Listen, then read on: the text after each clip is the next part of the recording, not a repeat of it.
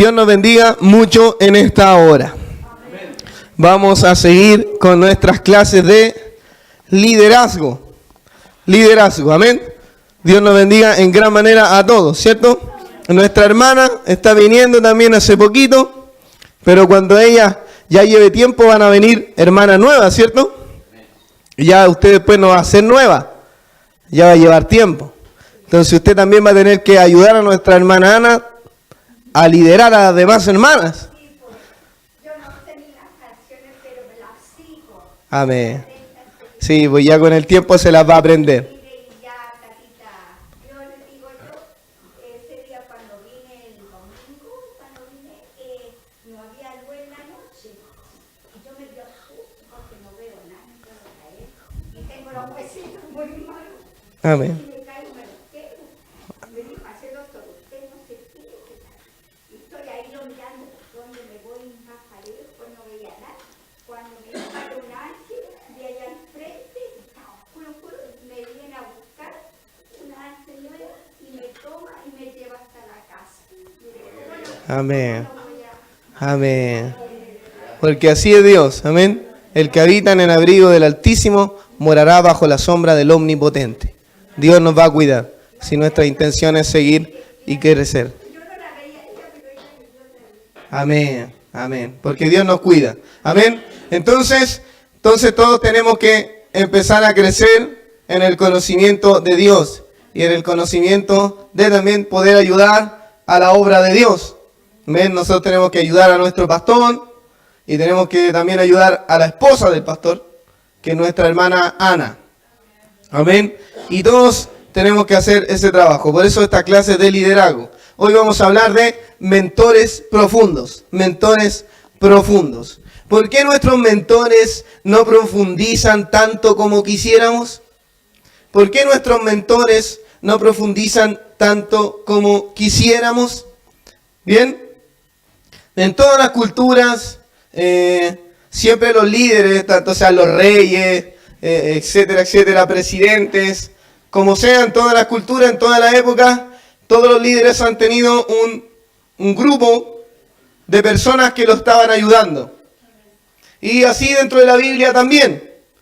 Nosotros vemos que cuando Dios elige a Moisés y saca al pueblo de Israel de Egipto, su suegro, el suegro de Moisés, al ver que todas las personas, todo el pueblo de Israel venía a consultarle a Moisés, a pedirle ayuda a Moisés en temas de cosas, de problemas matrimoniales, problemas de leyes, problemas de un montón de cosas que tenían que ver con el diario vivir, con lo cotidiano, con las leyes sanitarias, con las leyes de todo tipo, iban a donde estaba Moisés y le pedían ayuda. Y Moisés estaba durante todo el día recibiendo a personas, a familias, jóvenes, niños, preadolescentes, adolescentes, jóvenes, adultos, ancianos, etcétera, etcétera. Y él tenía que hacer ese trabajo solo. Entonces fue donde estaba su suegro y el suegro le dijo, ¿pero qué estáis haciendo, Moisés? Porque no porque Moisés haya sacado con todos esos milagros y señales al pueblo de Israel, se las sabía todas. Entonces tú tienes que tomar a un grupo de personas que te ayuden. Capacitarlas para que lo que tú sabes, ellos también lo sepan, y cuando vengan con problemas el pueblo de Israel, cuando vengan con todos esos problemas, ellos te los solucionen. Y los problemas más difíciles, le dijo Jetro a su suegro, vengan hacia ti. Los más difíciles. Entonces, Moisés tuvo ese grupo o ese equipo de liderazgo. Esteban, cálmese. ¿Amén? ¿Ya? No metamos bulla. ¿Amén? Este equipo. Tanto los reyes también tuvieron consejeros. Los reyes dentro del pueblo de Israel. Dentro de la iglesia también Dios, por medio de los apóstoles, dejó a los apóstoles dejaron a los obispos de las iglesias, y los obispos también a su vez tenían un equipo que los ayudaba. Que en la iglesia se llamaban los ancianos o los presbíteros. ¿Amén? ¿Se entiende? Entonces, los mentores en este sentido vienen siendo aquellos que ayudan al líder, aquellos que aconsejan al líder, aquellos que ayudan a hacer la labor dentro del ministerio en el líder. Amén. Pero generalmente nosotros hemos conocido, algunos que ya hemos estado en otras iglesias, sabemos y siempre criticamos a los que están por delante porque eso es una cosa casi imposible de no hacer. Incluso muchos de los que también se congregan acá pueden estar diciendo cosas de uno, también de uno mismo, ¿no? Que tal vez aquí, allá, si puede, del mismo pastor, tal vez podría hacerlo así o pudiera hacerlo así, etcétera, etcétera. Pero es normal que se critique, es normal que a lo mejor uno no se la sepa toda, porque si Moisés no se la sabía toda, menos nosotros. Amén. Y si Jesús también tuvo que tener a 12 hombres que lo ayudaran a cumplir su misión, y así esos 12 hombres también tuvieron un equipo de trabajo para cumplir esa misión, nosotros también. Amén. Y nosotros, Dios desea que nosotros también seamos mentores, seamos ese equipo de ayuda ministerial para el pastor. Amén. Para hacer crecer la obra de Dios. ¿Cuántas horas de entrenamiento recibiste este año para trabajar con el ministerio? Amén. Cierto que nuestra hermana tuvo el deseo de ayudar, ¿cierto? A nuestra hermana Ana, ¿cierto? Tiene ese deseo. Pero para poder servir, para poder ayudar, para poder trabajar con hermanos, con hermanas, para poder trabajar en las cosas de Dios, también tenemos que capacitarnos. Tenemos que estudiar la palabra.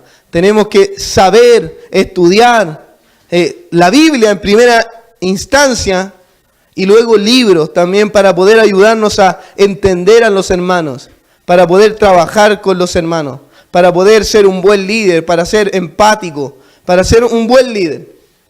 Amén. ¿Cuántas horas de entrenamiento tuviste? Entonces, si queremos trabajar con los hermanos, si queremos liderar, necesitamos capacitarnos. No es de un día para otro que Dios nos va a tomar y nos va a hacer maestros, pastores, evangelistas, diáconos, diaconisas y estar a cargo de alguna cosa en específico. No es así. Dios nos va a capacitar, Dios nos va a enseñar. Y es por eso que estamos aquí en esta hora, para aprender cada día más de Dios. Porque Dios no quiere que nosotros estemos sentados calentando el asiento. Dios quiere que todos los que llegamos al conocimiento de su verdad, trabajemos. Sean niños, sean adolescentes, preadolescentes, jóvenes, adultos o ancianos. Todos tenemos que trabajar.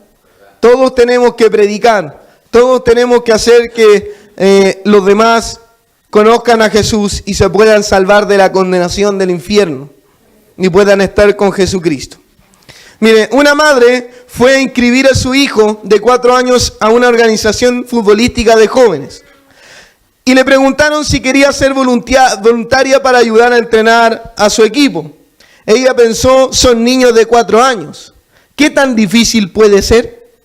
Así que preguntó cuántas horas le llevaría y le dijeron 20 horas. Ella dijo, ¿20 horas? ¿20 horas a la semana? 20 horas para enseñarle a un niño de 4 años a patear una pelota hacia un arco y un par de reglas. 20 horas. La organización futbolística no estaba equivocada. Pensamos que tiene la razón y nosotros en la iglesia deberíamos seguir su ejemplo. La transformación de Dios en los hermanos depende de líderes que reconocen el poder de construir relaciones con los demás. Entonces, si queremos servir a Dios, porque ¿cuántos quieren servir a Dios? Levante su mano si quiere servir a Dios. Si queremos servir a Dios, necesitamos dedicar horas para capacitarnos, horas para aprender. ¿Cuántos de los que están aquí leen la Biblia?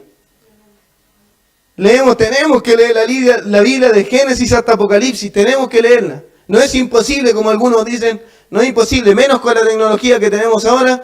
Ponemos el celular, lo conectamos al parlante o con el mismo celular, si estamos ahí, le ponemos play y empieza a leerse solo. Usted se mete a YouTube y pone un video, se llama Hechos de los Apóstoles. versículo por versículo, y dura como 2 horas y media, y puede verlo, versículo por versículo. Podemos leer el libro de los Hechos completo. Y así con todos los capítulos de la Biblia. No es difícil, tenemos que hacerlo. También tenemos que leer libros para capacitarnos, para ser líderes. Pero tenemos que tomarnos el tiempo. Es por eso que bueno, que Dios nos bendiga a todos y los felicito por venir a este lugar este día. Por tomarse el tiempo de venir a aprender sobre las cosas de Dios. Amén. ¿Qué es un mentor? ¿Qué es un mentor? Para saber qué es un mentor, primero tenemos que ver qué no es. ¿Qué no es? No es jugar a dejar a los hermanos que hagan lo que quieran. A menudo, en medio de una diversión, nunca profundizamos. No es un poco de juego y un poco de preguntas sobre Dios. Quizás un par de preguntas sobre Dios no sean suficientes. ¿Qué es ser mentor entonces? Es capacitar a otros para el propósito que Dios tiene para sus vidas.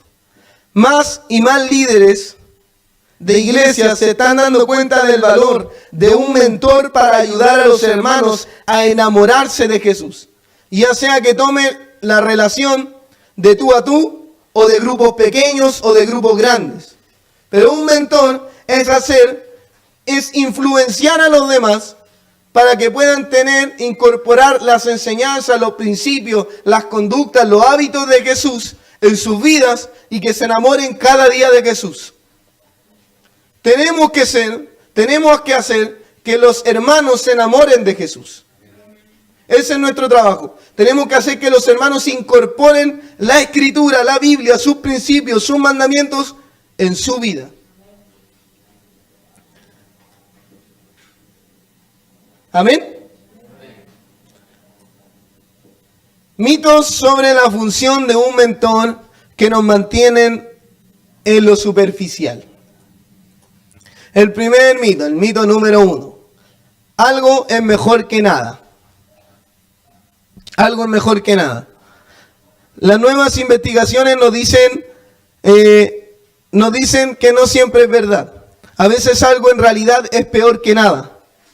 Pero uno de los descubrimientos más sistemáticos es que las relaciones son más eficientes cuando ocurren 2 cosas.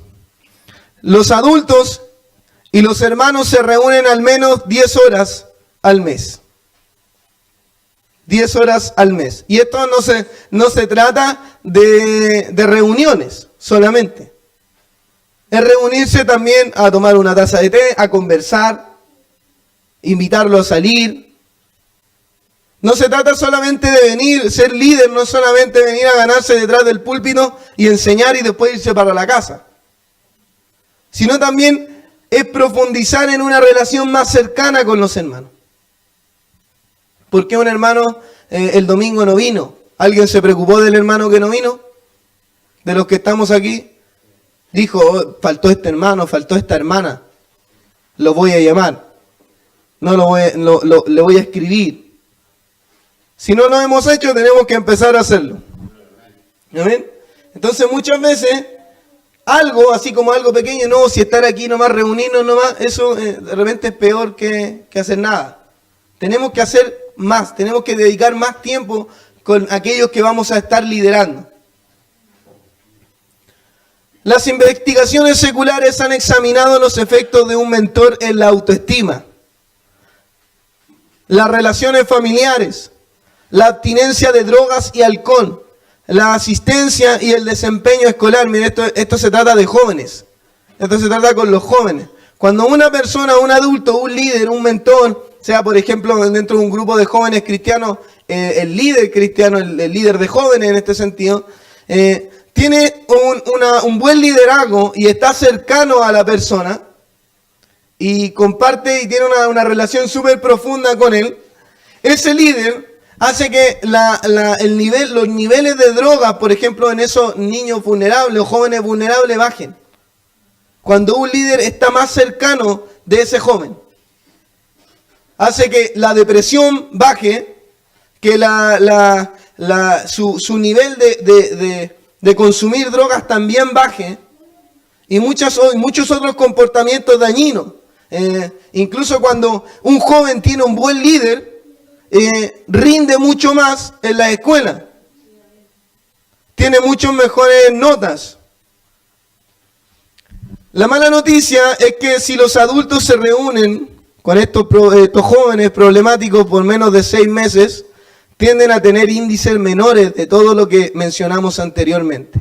Es decir, si una relación comienza de liderazgo con una persona y después de 6 meses se corta, puede que también estos jóvenes caigan más en la droga, caigan más en la depresión, caigan más en malas notas en sus colegios. Esto es una investigación. Para los chicos que ya se sienten abandonados por los adultos. Para los chicos que ya se sienten abandonados por los adultos, un mentor que corta la relación es un adulto más que los ha abandonado. Es lo mismo que pasa con las iglesias. ¿Cómo está catalogado un sacerdote católico en la televisión? Como un pedófilo, como mentiroso, los pastores como sinvergüenza, buenos para el dinero. Entonces, una relación de un pastor con un hermano que está viniendo recién, o de un predicador, o de un enseñador que está viniendo recién y empieza a tener una relación y de repente poco se corta y nadie sabe. O sea, el hombre o la mujer, el joven, la señorita, se fue y nadie lo llamó. Y aquel que lo estaba liderando, en este caso sobre todo el pastor y aquellos que están predicando y aquellos que tienen más cercanía con todo el servicio que se hace en el culto, si se corta y nadie lo llamó, es mucho peor. Porque ya las personas, ya los vecinos en este caso, ya la gente que viene a una iglesia, ya tiene una imagen hecha del pastor, ya tiene una imagen hecha del sacerdote, ya tiene una imagen hecha del predicador. Entonces, cuando llega un hermano, tenemos que tener una conexión. Tenemos que preocuparnos si vino y si no vino y llamarlo y por qué no vino. ¿Qué le pasó? Y eso no solamente durante 6 meses, durante un año, sino durante mucho tiempo.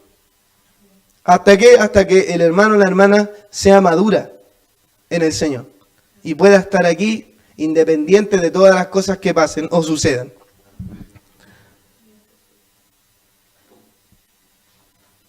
La esencia del ministerio de Jesús como mentor era pasar tiempo con los discípulos y hacerlo por bastante tiempo. Él estaba con sus seguidores día y noche y hablaba sobre lo que experimentaban juntos.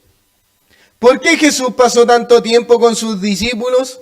¿Y por qué las relaciones de mentor tardan tanto tiempo para cambiar las vidas el día de hoy? Es decir, ¿por qué Jesús quiso estar con ellos? ¿Por qué? Porque quería influenciar en su vida. Quería cambiar su vida. Por eso tenía que tener un tiempo. Y Él eligió tener todo su tiempo. Él dormía con ellos, despertaba con ellos, comía con ellos, desayunaba, almorzaba, tomaba once, cenaba con ellos. Todo lo hacía con ellos con el fin de poder cambiar sus vidas. Influenciar en ellos. Cambiar su pensamiento, sus hábitos, sus principios, su sistema de pensamiento. Todo lo hizo con ese sentido. Pero ¿por qué hoy en día pasa que es muy difícil hacer lo que hizo Jesús? Cambiar la vida de un hermano al que estemos liderando. ¿Por qué ser un mentor de verdad significa cambiar no solo comportamientos externos, sino también perspectivas internas? Y solamente uno cambia las perspectivas internas de alguien metiéndose en lo interno de ese alguien.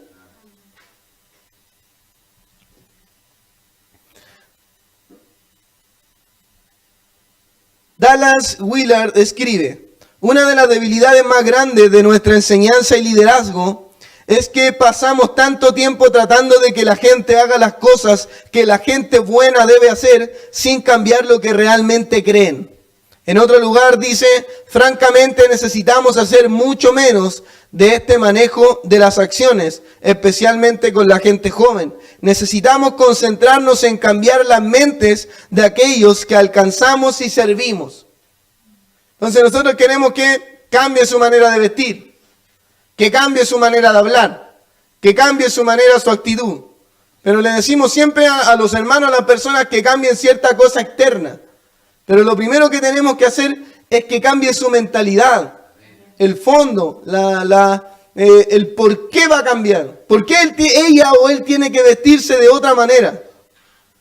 Él o ella tiene que entender por qué se tiene que vestir de esa manera, por qué Dios quiere que yo me vista de cierta forma, o yo me comporte de cierta forma, o yo hable de cierta forma. Él debe entender, o ella debe entender dentro de su mente por qué Dios quiere que yo haga eso. Y cuando él o ella entienda eso, lo va a hacer. ¿Amén? Entonces, el mito número 1. Algo es mejor que nada. No es así. No puede ser un poquito nomás. No es un poquito de tiempo que yo tengo que pasar con los hermanos. Tiene que ser mucho tiempo. Tiene que ser todo el tiempo que pueda pasar con los hermanos para poder influenciar en su mentalidad, en lo que él cree, cambiar lo que él cree, cambiar lo que él piensa. Mito número 2. Una vez que reclutas a mentores adultos, el trabajo ha terminado. Entonces, era necesario. Es necesario reclutar personas. ¿Cierto, hermana Ana? Mi hermana necesita predicadoras, ¿cierto? Necesita una tesorera. Necesita una hermana que quiera levantar su mano y digo, no, yo quiero apoyar, yo quiero servir a Dios, yo quiero apoyar a la hermana Ana. Necesita a alguien, porque es necesario. Pero ese trabajo de reclutar a gente, también junto con el pastor, también él necesita predicadores, enseñadores, gente que vaya a visitar, etcétera, etcétera. También necesita, pero el trabajo no termina cuando ahí está, ya está la persona. No, ya él quiere ya, que vaya nomás a cuidar los niños. ¿Y si no la conozco? No, que cuide los niños nomás, el hermano tiene 6 meses. Y que cuide a los niños. ¿Y si le pasa algo al niño? ¿Con él?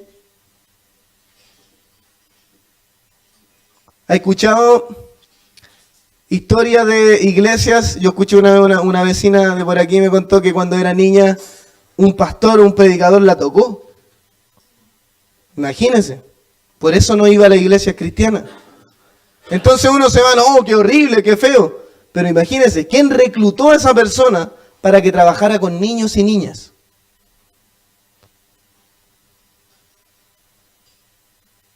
¿Lo conocía realmente? Entonces, el mito número 2 es: una vez que reclutas a mentores adultos, el trabajo está terminado. Así no es. Entonces, ya cuando el hermano, no, yo quiero trabajar, no termina ahí. Empieza recién ahí. Entonces, cuando recluto a los hermanos, a las personas para trabajar dentro del ministerio, necesitamos una investigación adecuada de antecedentes. Necesitamos conocer al hermano. Y si quiero poner, necesitamos a un tesorero. A un tesorero que pueda tener el dinero y hacer la contabilidad de las finanzas de la iglesia. Y el hermano tiene problemas tiene antecedentes de que él a lo mejor estuvo preso, imagínense, por querer asaltar un banco. Por estafa, imagínense. Y para eso necesito conocer al hermano. Necesito conocerlo no solamente hace 6 meses, años tal vez. No es fácil poner a alguien por delante. No se trata de cualquiera.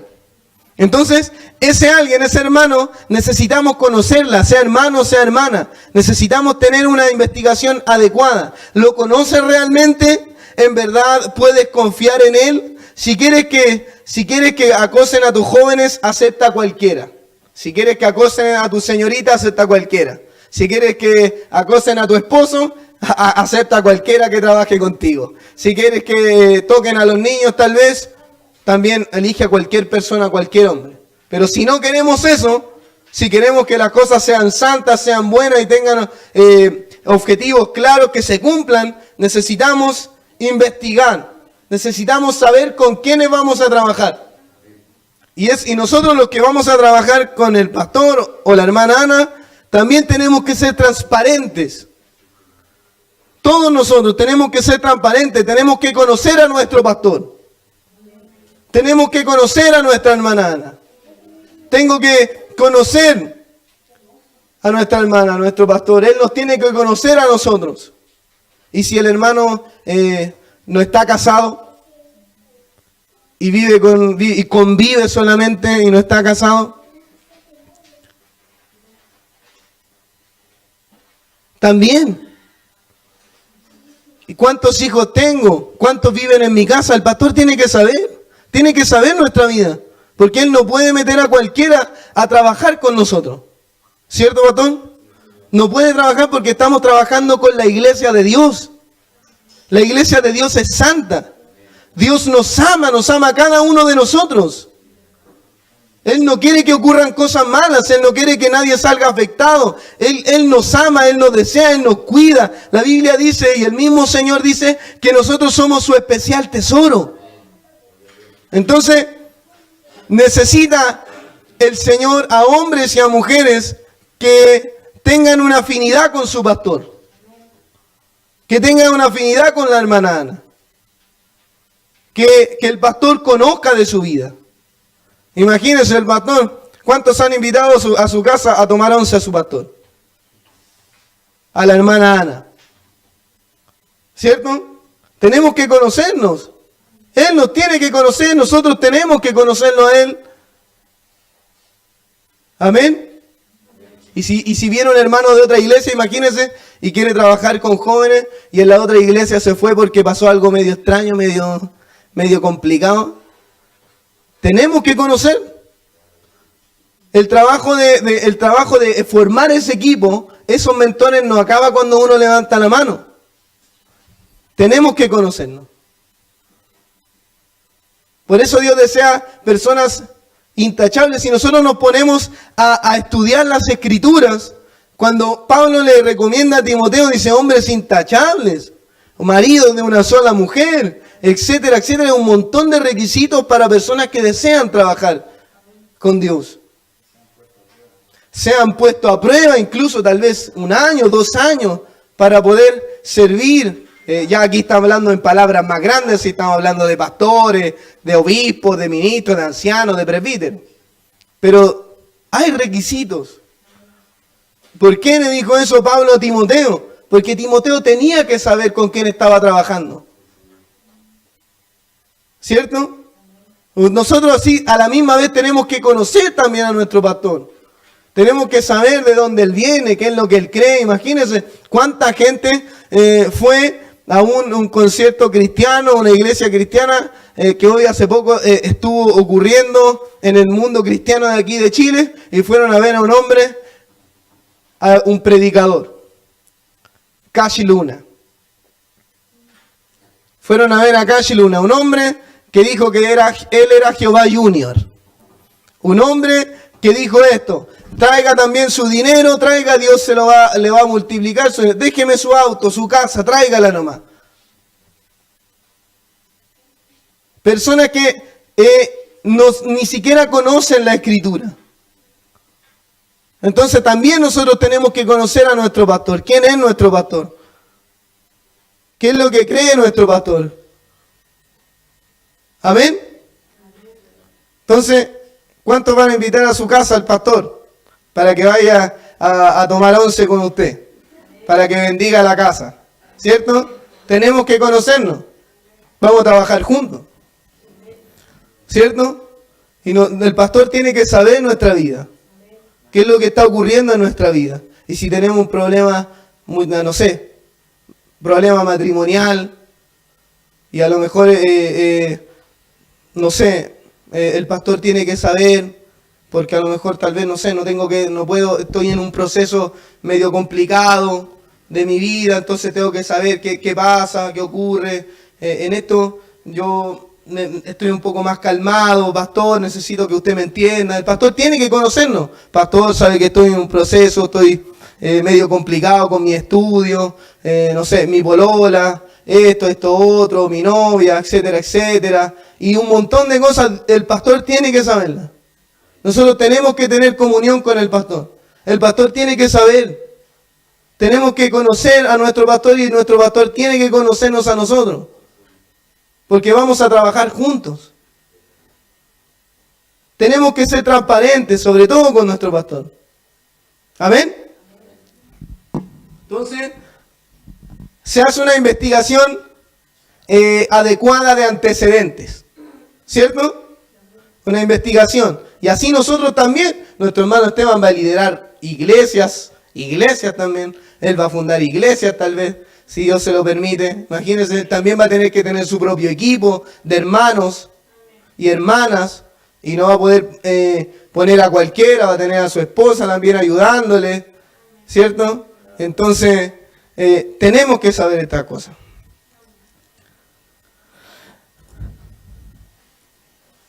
Dos, entrenamiento adecuado. Una encuesta a más de 700 programas para mentores dice que menos de la mitad proporcionaban 2 o más horas de entrenamiento a los voluntarios. Mentores que reciban menos de 2 horas de entrenamiento tenían niveles bajos de satisfacción en su relación con los hermanos, con aquellos que estaban liderando. La cara contraria es que aquellos que recibían más de 6 horas de entrenamiento, es decir, de capacitación, tenían más niveles de satisfacción en sus relaciones con los hermanos. Cuando uno no se capacita, cuando uno no estudia la Biblia, cuando uno no lee otros artículos y se capacita para poder trabajar con los hermanos, se siente insatisfecho. ¿Por qué? Porque lo va a hacer mal. Pero cuando uno estudia la palabra de Dios, ve los líderes cómo se comportaron, cómo actuaron en diferentes problemas, en diferentes circunstancias, y estudia también otros libros de otros cristianos, tal vez en la actualidad, que también enseñan de liderazgo cristiano. Cuando ocurre un problema, yo sé abordar el problema. Entonces, al saber abordar el problema, las cosas salen bien. Y si salen bien, me siento satisfecho con el trabajo que estoy haciendo. Entonces, tenemos que capacitarnos, tenemos que estudiar la Biblia. Tenemos que leer la Biblia de Génesis hasta Apocalipsis. Tenemos que leer además libros. Tenemos que escuchar a nuestro pastor. Tenemos que venir a la reunión de los días martes a estudiar para poder capacitarnos. Mentores que recibían menos de 2 horas de entrenamiento tenían niveles bajos de satisfacción con los hermanos. La cara contraria es que aquellos que recibían más de 6 horas tenían más satisfacción en su relación con los hermanos. Mientras más entrenamiento recibes, más feliz y más eficiente eres como mentor, como líder. Entonces, mientras más leamos la Biblia, mientras más escuchemos cosas cristianas, mientras más leamos libros de liderazgo cristiano, mientras más vengamos los días martes, escuchemos al pastor, escuchemos al hermano Esteban, escuchemos a aquellos que están enseñándonos en el momento, más satisfechos nos vamos a sentir con este trabajo. ¿Amén? Número 3, supervisión y motivación constante. Tenemos tener supervisores que se junten con ellos regularmente para ver cómo van las relaciones y dar su expectativa. Entonces, el trabajo tampoco termina ahí, ya lo elegí, ya sé quién es él, entonces ya listo, él que haga la pega solo. ¿No? ¿Por qué? Porque los hermanos también se desaniman. ¿Cierto, pastor? El pastor generalmente es uno de los pocos que tiene que desanimarse. Porque casi nunca debería desanimarse, porque muchas veces estamos nosotros desanimados. ¿Cierto, hermano Esteban? A veces uno se desmotiva, se desanima. Entonces, uno necesita al pastor que te diga, no, vamos adelante, sigue adelante, que te esté llamando, que te esté diciendo, que nos juntemos ya, juntémonos este día lunes, vamos, hablemos, ¿qué pasa? ¿Qué sucede? ¿Qué es lo que pasa? ¿Qué es lo que ocurre? ¿Por qué estás así? ¿Por qué estás así? No, vamos, Dios está contigo, Dios te va a ayudar. Y así nosotros también. Nuestra hermana va a estar ayudando a nuestra hermana Ana. Van a haber hermanas que se van a desmotivar. Van a haber hermanas que no van a venir un domingo, que no, después el otro domingo tampoco, después van a faltar el miércoles. No, es que pasa, no, es que para mí es difícil, es que a mí me cuesta, es que siento que, no sé, soy un hipócrita porque yo amo a Dios, quiero seguir a Dios, pero me cuesta, entonces sigo en este mismo comportamiento, igual estoy yendo a la iglesia. Y nos vamos a encontrar con hermanos desmotivados. Y el mentor, que es el pastor en primera instancia acá, Y también aquellos que lo estamos apoyando, somos aquellos que tienen que levantar a los demás. El pastor nos levanta a nosotros levantamos a los demás. Y si usted va a ayudar a la hermana Ana, también tiene que ayudar a levantar a los demás. Y nuestra hermana Ana tiene que levantarlas a ustedes. Cuando estén desanimadas, cuando no quieran venir, cuando, no sé, falta un domingo, 2 domingos, no, es que estoy mal, estoy aquí, estoy allá, tengo problemas. La hermana Ana tiene que llamarla. ¿Qué pasa? No, Dios está contigo, Dios te va a ayudar, porque el trabajo no termina ahí. El trabajo no termina porque la hermana, no, ya la hermana es la que está encargada del alfolí, no. No te acaba ahí. La hermana Ana también tiene que examinarlo, investigarlo, llamar, saber cómo está su vida, su actividad, si está motivada o no, y si no está motivada hay que darle para adelante. Proporcionar grupos de apoyo para que los mentores se reúnan y solucionen problemas sobre obstáculos que están enfrentando, probablemente algo menos practicado por los ministerios cristianos, sea ofrecer pequeñas ayudas monetarias para compensar los costos asociados con la labor del mentor, tales como transporte, boletos para el juego, etcétera, etcétera, para ir a buscar a un enfermo, para ir a orar por un hermano, por una hermana. ¿Amén? A veces el pastor o la iglesia cubre eso. Que el mentor de repente está desanimado por eso puede ser. Hay un montón de cosas que pueden desanimar a un mentor o a un líder, pero un ejemplo. Si tú diriges un equipo de mentores, como nuestro pastor Raúl, ¿con qué frecuencia te reúnes con cada uno de ellos? Como nuestra hermana Ana. ¿Con qué frecuencia te reúnes? Y esto no se refiere solamente a la reunión, sino que aparte de la reunión. Solo les pregunta rápidamente cómo les va cuando los cruzas en el pasillo de la iglesia. O regularmente le haces preguntas como qué es lo que te está dando resultados en tu función como mentor, cuál es tu mayor lucha, qué puedo hacer para ayudarte a profundizar más.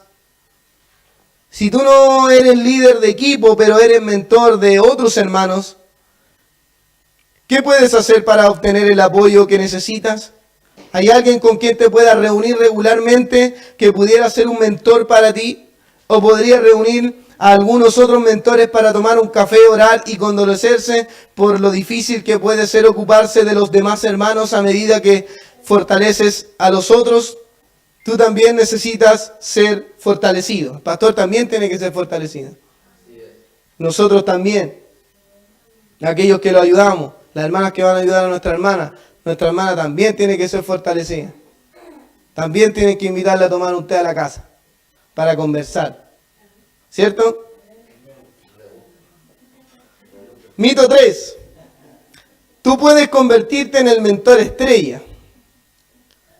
Dice J. Robert Clinton del Seminario Teológico Fuller en su obra con Paul Stanley, ha agrupado las diversas funciones y roles que podría cumplir un mentor y las colocó en un orden continuo de intensidad. Mire, este fue el orden que él hizo de un mentor. El primero, el discipulado. El discipulador. ¿Qué es un discipulador? Un mentor tiene que ser discipulador.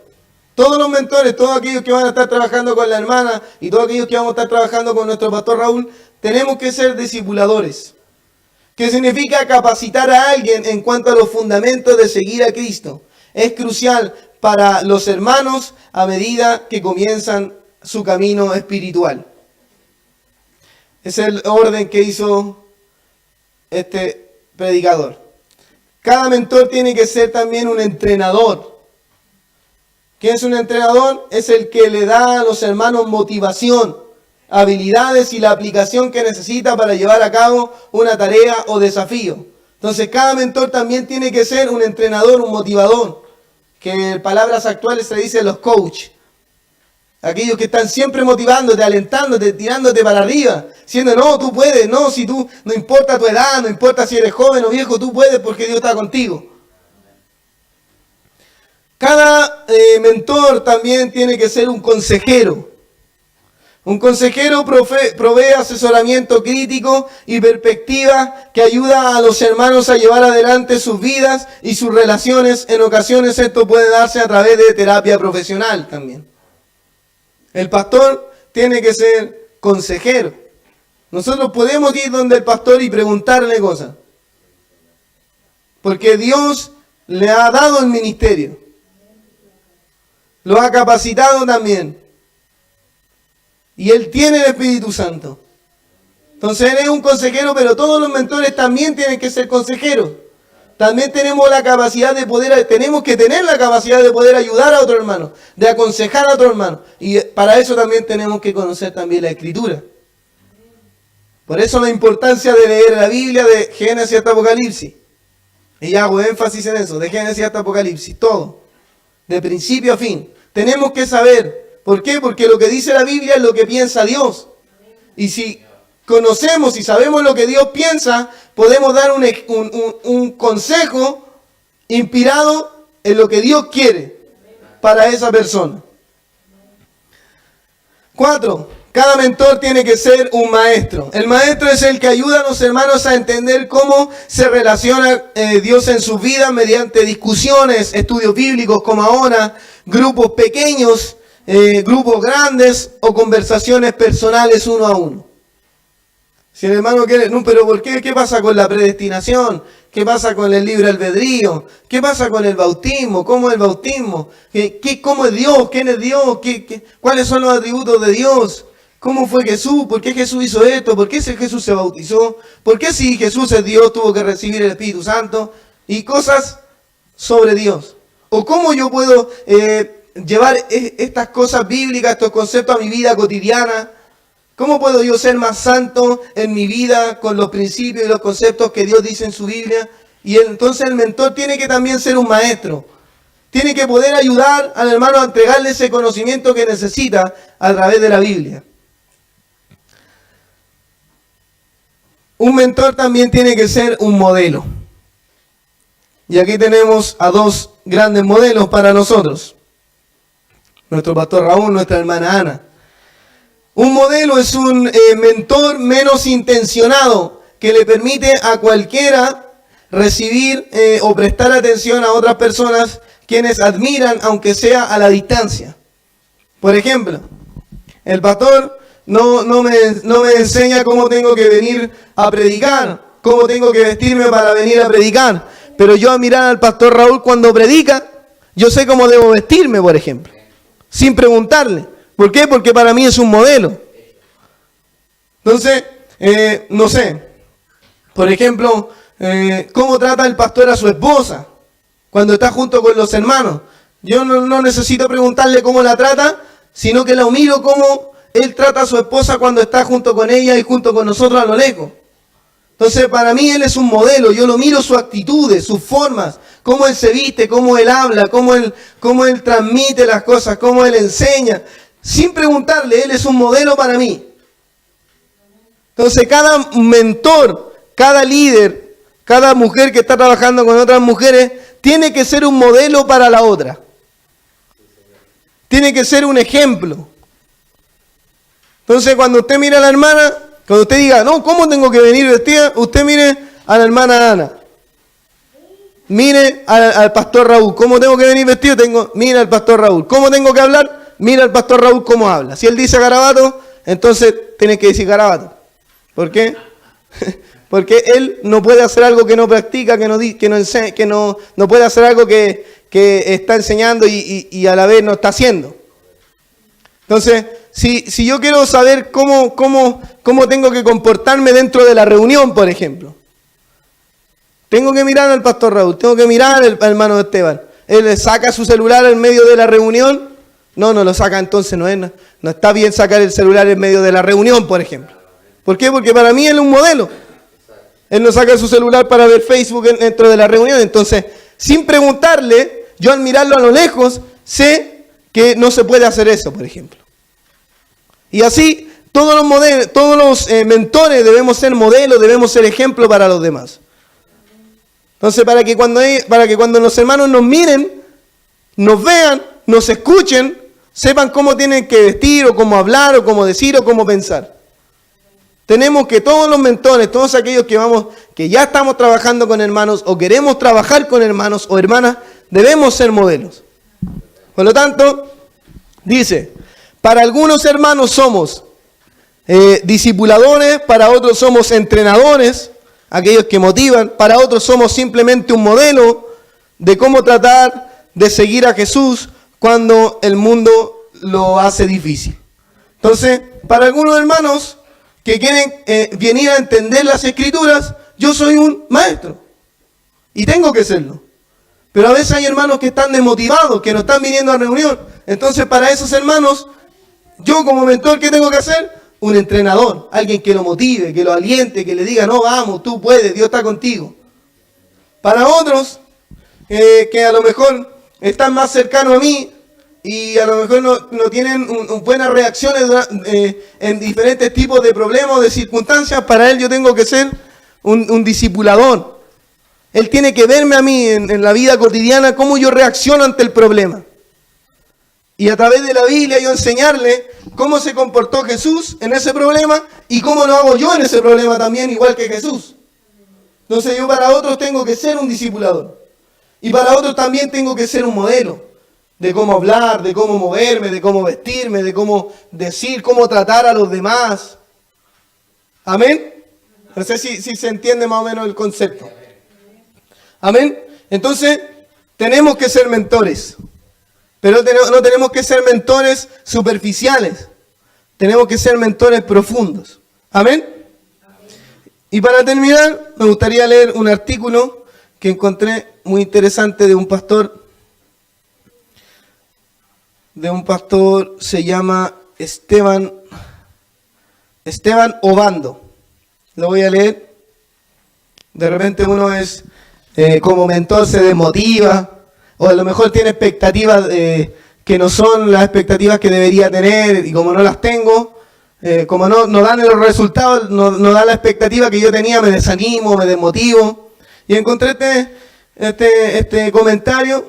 Dice Esteban, el pastor, Esteban Obando, dice: los pastores entendemos bien la metáfora del malabarista y la cantidad de esferas en el aire que tenemos que manejar. Existen cientos de cosas en una iglesia local que demandan nuestra atención. Estamos envueltos en una vorágine de reuniones, ministerios, enseñanzas, consejería, problemas de personal y calendario, los que, si no tenemos cuidado, pueden desenfocarnos de la misión central de toda la iglesia cristiana. O sea, dentro de todas las cosas que tiene que hacer la iglesia, reuniones de Dorcas, reuniones los domingos, reuniones los martes, enseñanzas, juntarse a la hermana a lo mejor que está media enojada conmigo, entonces empezamos a resolver un problema, el hermano que a lo mejor tiene un problema, no sé, con su hijo, y el pastor también tiene que asistir en ese momento, ayudar al hermano, la hermana, en medio de todas esas cosas, muchas veces el pastor está diciendo, uno pierde la vista. Pero se desenfoca, uno no sabe para dónde va la cosa, tiene que ir. Entonces nos capacitamos hasta donde podemos y escuchamos propuestas nuevas para potenciar la iglesia de Jesucristo. El liderazgo generacional es una idea que ha estado en la Biblia desde que fue escrita, pero que no siempre hemos trabajado adecuadamente. La visión del liderazgo generacional se resume en desarrollar una pastoral pertinente para cada una de las etapas del desarrollo hacia la adultez, y hacerlo con una estrategia continuada en vez de segmentada o aislamiento. Planificando transiciones inteligentes entre cada una de esas etapas y la siguiente, y sumando la fuerza de la familia con la de la iglesia. Esto no es sencillo, requiere un sólido equipo, apertura de mente y un esfuerzo descomunal, y no siempre tenemos el tiempo para eso. Por esa razón quisiera recordarte, dice Esteban Obando, como pastor, algunas cosas que nos pueden ayudar a enfocarnos y a trabajar más efectivamente. La primera, fuiste llamado a cumplir una misión divina, no un programa eclesial. Es complicado no verse envuelto en 1000 cosas que la iglesia tiene, 1000 cosas que te quitan la energía, el tiempo, pero cuando estés solo con el Señor, ¿qué crees que te preguntará referente al ministerio? Quiero pensar que podré responderle que cumplí su agenda y no la mía. La visión de una iglesia que no está centrada en el evangelismo y el discipulado carece de elementos centrales del ser cristiano. Y las nuevas generaciones necesitan urgentemente la interacción de las viejas generaciones en su proceso de conocer a Jesús y aprender la vida que Él quiere que vivamos. 2. Hazte de un equipo sólido. ¿Cuánto me anima a encontrarme con colegas pastores que me dicen no puedo hacerlo solo? Esto me genera esperanza, ya que hay una visible apertura a que más personas puedan servir en la iglesia hombro a hombro con el pastor. Es que si el pastorado y el ministerio no te resultan intimidantes, quizás no lo estás haciendo bien. Suma personas, recluta líderes. Nunca pienses que ya tienes suficiente. La tarea es de todos, no solo tuya. La propuesta del liderazgo requiere de muchos más que solo tú. El tercero consejo que da este pastor dice: disfruta del cumplimiento de la misión, no solo de los números. Sí, lo sé. Yo también padezco de numeritis. Nunca lo diremos en voz alta, pero deseamos que vengan más personas y creemos que eso determina el éxito. Es decir, que si está lleno esto, es que Dios está con nosotros. Los números son como una bebida energética que nos mantiene caminando, pero no debería ser así. Anímate cuando veas una familia donde los padres finalmente entendieron su rol crítico y se involucran en la vida de sus hijos. Ríe cuando alguien conozca de Jesús y comprometa su vida a honrarlo y a servirlo. Brinca de emoción cuando un grupo de discipulados esté profundizando y conociendo el texto bíblico con una intención de llevarlo a sus vidas prácticas. Los números son excitantes y tentadores, pero estoy seguro que Jesús me pedirá cuenta de su misión y no de mis números. Podríamos hablar de tantas cosas más tomándonos un café, pero te escribo para decirte que el panorama futuro es alentador, que la iglesia que Dios puso a tu cuidado puede hacer un ministerio más efectivo con las nuevas generaciones y que no estás solo, que el Señor te llene de fuerza, sabiduría y ambición por cumplir la misión que Él te dio. Entonces, alegrémonos cuando esté lleno, no. Cuando hayan personas que quieran conocer de Jesús. Alegrémonos porque vino nuestra hermana por primera vez a reunión el día martes. ¿Cuánto le dan un aplauso al Señor Jesús?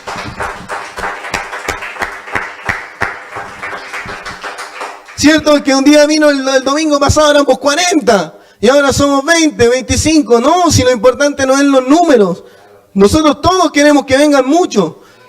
Pero ¿de qué nos sirve tener 40, 50, 100 que no están practicando la vida cristiana? Que solo vienen a sentirse bien consigo mismos. Que a lo mejor cometieron un pecado y vienen solamente para pedirle perdón y sentirse bien personalmente. Y después no vienen más. ¿De qué nos sirve eso? Nosotros necesitamos hermanos que se salven. Que vengan y se establezcan. Entonces alegrémonos, gocémonos cuando un hermano desee conocer a Jesús. Cuando una hermana vino por primera vez a reunión, gocémonos. No porque vinieron 7, porque con que sea uno. Un alma vale más que miles de millones de tesoros de todo este mundo. Dios, cuando se bautice nuestra hermana, con eso ya estoy pagado. Con eso tenemos que gozarnos, alegrarnos con que sea uno solamente que se bautice en las aguas en el nombre de Jesucristo.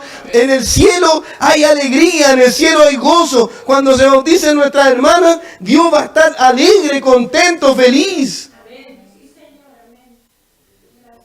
Dice, hay gozo en los cielos cuando un pecador se arrepiente. Dice, hay gozo delante de los ángeles de Dios. Delante de los ángeles de Dios. ¿Y quién está delante de los ángeles de Dios? El Señor. Entonces, ¿quién es el que se goza? Es Jesús mismo.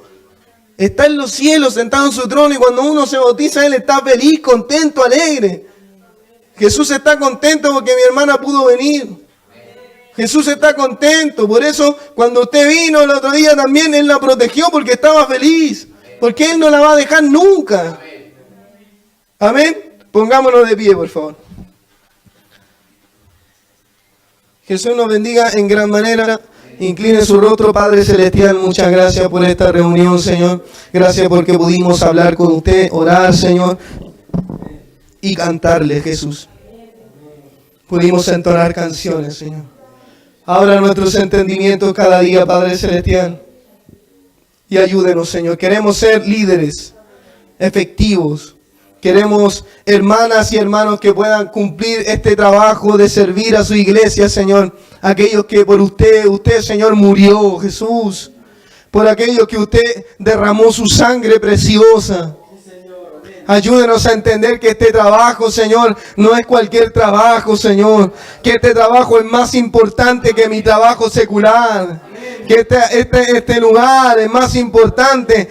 La visión de tu iglesia, Señor, es más importante que la visión de la empresa donde trabajo, Señor. La misión que tú me mandaste, que me encomendaste, Señor, de predicar, es más importante que la misión de la empresa en la que trabajo, Señor. Que las personas, los niños, los jóvenes, los adultos, los ancianos, todos son importantes para ti, Señor. Y necesita líderes jóvenes, adultos, ancianos, pero líderes capacitados, líderes que amen a los hermanos, líderes que entiendan, Señor, que usted murió por cada uno de nosotros. Padre Celestial, bendiga a nuestro pastor Raúl, Señor. Bendiga, Señor, a nuestro hermano Esteban, a nuestro hermano Jonathan, Señor. Bendiga a los varones, a la mujer, a nuestra hermana Ana, Señor. A nuestras hermanas que le ayudan, le apoyan, Señor. A las que están predicando los días miércoles, Señor, junto con ella. Llénela, Señor, de sabiduría, de unción, de poder, de autoridad. Bendígala, Señor, que haya milagros, sanidades en cada reunión cuando nos reunamos, Señor, mi Dios bendito. En esta hora reprendo todo problema, todo espíritu inmundo, Señor. Problema de familia, Señor. Espíritu, Señor, de pelea en las familias, en las casas, Señor. Espíritus de pelea, Señor, de mala convivencia, Señor, en esta hora. Mi Dios bendito, todo miedo, todo temor, en el nombre de Jesús. Toda soledad, toda depresión de nuestra vida, Señor. Gracias, Señor. Todo esto se lo ruego en el nombre de Jesús. Amén y amén. Toda la gloria y la honra sea para usted, Jesucristo. Bendito sea su nombre. Amén. Es Jesús.